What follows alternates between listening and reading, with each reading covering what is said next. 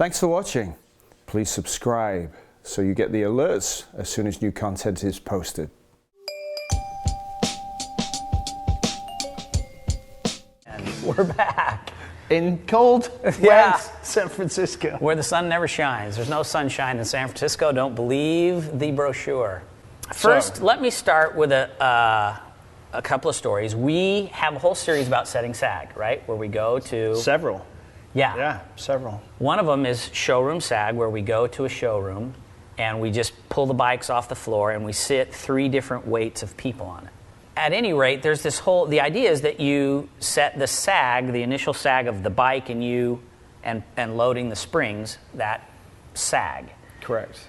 But when you get to the AMA level, and we have several instances when we've been talking to AMA crew chiefs where they're like, sag, no, we don't do sag here. In fact, one of the stories was, no, we do math. We don't do sag here, we do math. And I wonder who that quote came from. Yeah. I wonder if our listeners, if you know who that rocket surgeon might have said that, we probably could give you a t-shirt if you guessed it and email or chatted it in on the chat thing. Oh, we got the camera driver in there. There's my graph. And this is riding ability. Yep. Ability, okay? So at the top of riding ability, we'll have somebody like Mr. Spees, yeah? Yep, and that would be a number 10, clearly. And he is a number 10 on the scale. Down here is 0, okay?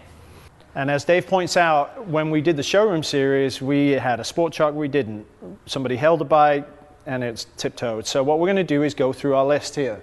We have the bike on stands, we have the bike being balanced by tiptoe, we have the bike being held by our super producer, director, and lord of all things, Chris Melly, and we have our sport chock. And what I'm going to do initially is show you what we do, why we do it, and then we'll measure. And in that process, you can obviously take some notes and figure this out. There'll be 2 reasons for this. One is to show his body weight and how the suspension preloads or compresses with him on the bike and what you need to do to make sure that's done correctly. And then secondly, across all of these categories, how do the measurements differ? Did you like me falling over? You want to see me fall over? The point there is you can be far too light for a bike. You can be too heavy for a bike. You could be great for the spring in the shock, but all of a sudden you come to the front and everything doesn't match. Yeah. All right. We have somebody that we're going to try and call and talk a little bit of racing to here. Well, then on to Mr. Hopper. You're going to test him on one of Chris's super bikes that he's going to ride at the test here next week? Yeah, well, we've got one of the super bikes out here, and Chris has been doing R&D on it. We've actually made quite a bit of progress. All right. Breaking news. It's Sorry okay. about the mic stuff, yeah. This is on the fly. This was what live TV was like way back in the day in the 40s and stuff. So we hope you enjoyed that breaking news. Yes. Through the iPhone. And they're not even a sponsor. All right. Okay, We have questions on to lined the up. questions. And please keep them coming, because if the questions keep coming, We'll keep talking. we will, of course, keep answering them. I will keep listening, and Dave will keep talking. But you can also, I mean, you've got a lot of experience from not only track riding your own bike and having your bike adjusted, but also from riding other bikes, Yeah. especially at Miller. So, first question, well, actually an answer. The fork sag was different on both stands because the wheelbase changes when compressed. Next question. You mentioned to me putting a shim between the frame and my rear shock based on how my axle was located in the axle slot. Can you touch on this and how I would go about figuring what shims to use? Well, they're just spooning tires on and not measuring the diameter or circumference of the tires and realizing what that's done to their chassis geometry. And that's the number one biggest mistake out of all the work that I do at the track, is that you don't take the time to do that. So you have no clue what just happened to your bike and why it's good or why it's bad, let alone suspension and today's topic, sag. Our next question, and we don't have the name of the user, so we apologize. Will a stem stand work in replacing what we have with our pit bull?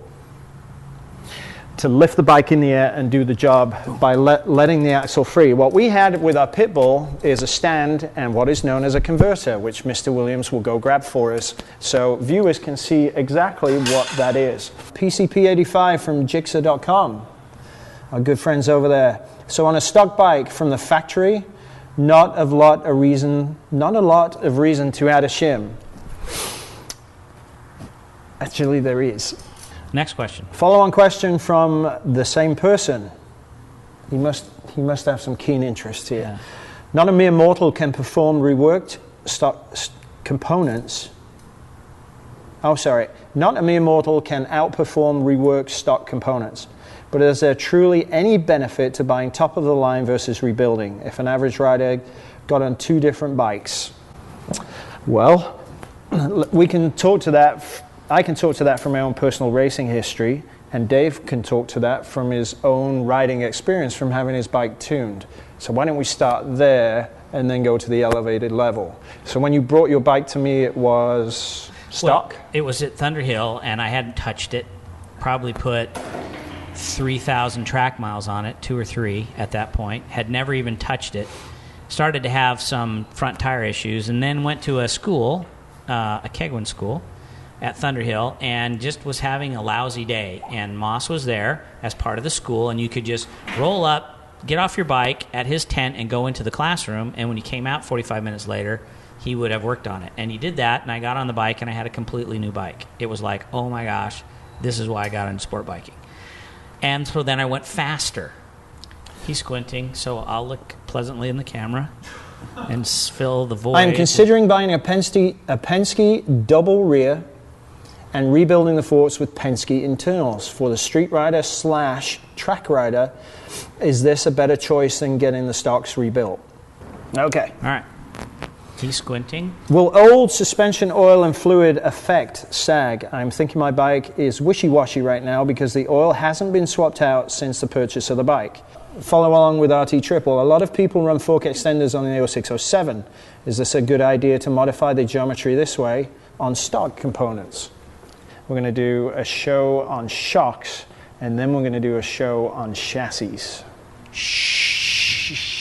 Chassis. They'll all be bilingual by the end of these shows, you know. Garage.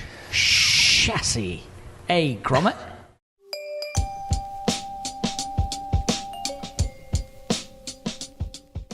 Schedule a remote tuning appointment for you and your bike with Dave via text, email, Facebook, etc.